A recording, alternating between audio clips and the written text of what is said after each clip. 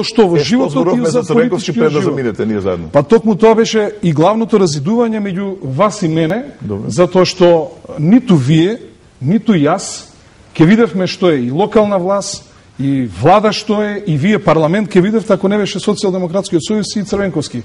Вие и јас пробавме 98, јас пробав 96-та, бев добар трет. Вие исто така бевте добар 5 и 6 или кој бевте 98 на избори во општина, во центар за пратеник во Собранието на Република Македонија.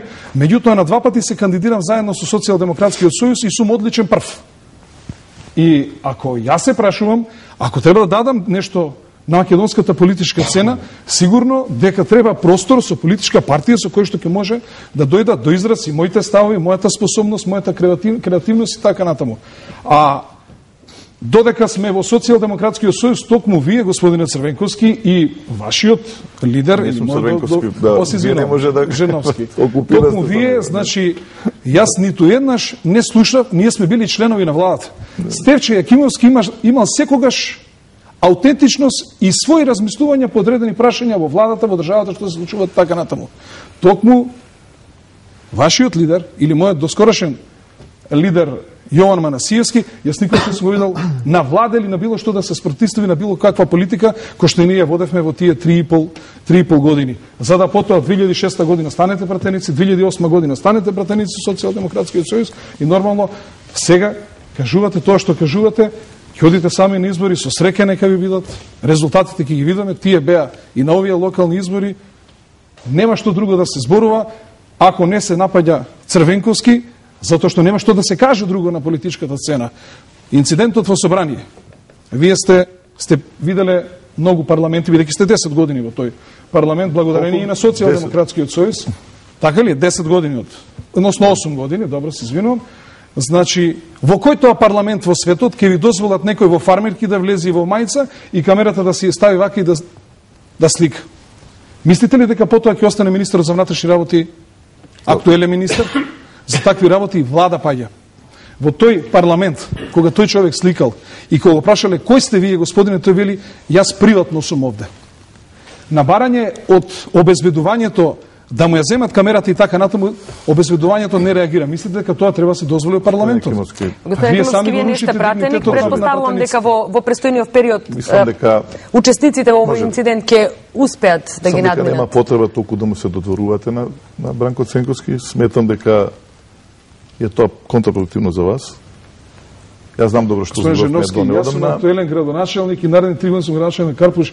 Нити имам потреба, нити имам зошто било кому да се додворувам. Значи, ако сакат овде сите, само јас сум на власт. И зошто некој би му се додворувал, и зошто што би било мојата цена за да се додворувам. Ние може 3 долги години. Ставовите за Црвенковски за СДСМ се поинакви, но тоа е ваше право. Јас реков дека секој има право да напушти политичка партија и да премине во друга. А што се несо до сликите во собранието, да, јас кажав дека ако имаме собрание во Република Македонија каде што секој полицаец со или без униформа може да влезе внатре, дека тоа не е собрание. И се представува дека приватно е тука. Апсолутно се согласувам со вас. Но вие не може да дигне воздух, значи се разбира. Тоа е положбата. Повторно навлегуваме во една тоа е положбата дебата. На собранието на Република Македонија. Но не може да најдете слики каде што пратеници напаѓаат физички лица. Да завршам. Добро, јас си знам што случува таму. Значи тоа е тоа за кое што јас денеска го критикувам како начин на действување. А што се однесува до парите за кои што вие велите дека немам право да го поставам, јас тоа прашање го поставив веднаш наредниот ден после митингот на ВМРО ДПМН. А што би поставиле друго прашање? Јас не знам. Што на пример друго би? Вие немате неслагање со политички ставови на Социјалдемократскиот сојуз, немате што да кажете друго. А сега откави за толку многу народ колку пари? Ако беше помалку ќе викавте многу малку ви дојде, немате поддршка. До сега зборов за матрицата на действување. Впрочем, ќе оставиме граѓаните да го искажат својот став, дали смета дека Бранко Црвенковски треба да биде иднина на Република Македонија или смета дека Бранко Црвенковски го досегна зените на својата политичка кариера. Повелете, господине Леновски. Така, Маце, ако може да сумираме. Прво, уште ќе потенцирам, нашиот став е дека македонската транзиција, ако се означи со паричка, двете страни на паричката се ВМРО ДПМН и Социјалдемократскиот сојуз на Бранко Црвенковски, бидејќи таму не е сменет лидерот. Оваму бар имаш некаква промена на лидер. И доколку потенцираме, вака продолжиме да функционираме, како што се наметна одредена дебата, вие можете да направите анализа, например, на што се сведе дебатът или резултатот за Македонија во овие 6-7 месеци од 2010. Значи имавме Скопје 2014, јака дебата, имавме обид за уставни промени и имавме инцидентот. Значи ништо реално, значи само магла за народ, двете партии како да се караат, можем се караат меѓу себе, а уствари на тој начин баш апсолутно екзистира црниот-белиот свет. Јас сега морам да зборам за Црвенковски или за Груевски. А не слушнавме никаква платформа. Ние точно дека целата паѓање на власта. Меѓутоа, кој е планот за понатаму? Секако и на таа тема имаме, се разбира, прашања. Не. Вие не знаете што ќе понуди избор, немаме изборна коалиција. Вие за која програма зашто кажувате дека Црвенковски е политички мртов или за која програма вие не сте слушнале програмата? Само да. Немам нешто да слушам после 20 години веќе. Од приказки ми е преку глава. Чуете, ќе видите која програма ќе биде. Видете, дозволете. Таа има да се исполни, да знаете. Кажете, еве, дали едно вие давате такви гаранции да ве држиме на збор. Да. За сега имате сосем нов социјалдемократски сојуз. Не може да биде нов, кој е стар. Јас сум полев од нив. Јас сум најголемиот критизер, освен на ДПМН. Меѓутоа сега имате една сосема нова атмосфера. Еден сосем нов Црвенковски, едно сосема ново раководство. Сега е една клима. Не можам да ве разберам. Не. Како нов? Како може само. Как прочитате формата на опозициониот фронт и ќе видите изборната, кој ќе дојде време, ќе ја прочитате. И ќе видите што представува Црвенковски затоа што пази, е лесно да напаѓаш. Меѓутоа треба да кажеш што ќе превземеш. Затоа јас кажав една работа. Многу тешко ќе биде. Со големо задоволство Груевски ќе се замине и гледа на кој начин. Меѓутоа што ќе остави? Ја ќе кажам, без 3 милиарди заем, тоа не може да функционира. Значи, идната власт, идната која е неминовна, идниот премиер, а кој рече дека Црвенковски ќе биде премиер? Извинете, друже Стефче, кажа некој дека Црвенковски ќе биде? Воопшто не стана збор. Никој не треба да каже на изборната коалиција кој ќе биде, кој ќе им биде премиер. Кој сака ќе стави.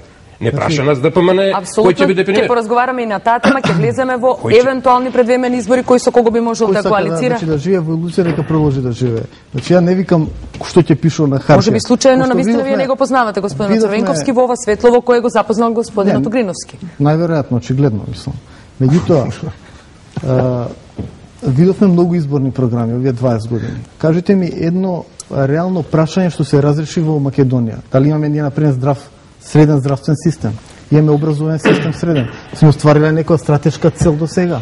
Зошто ние досега како полека, но силно се приближуваме, неверојатно ние и кон крајот на дебатата на господинот Додовски не успеав ни да му дадам можност. Сакав конкретно бидејќи во изминато час време говоревте за вашиот капацитет. Со сличен капацитет како и вас за практично истото гласачко тело се бори и господинот Љубе Бошковски.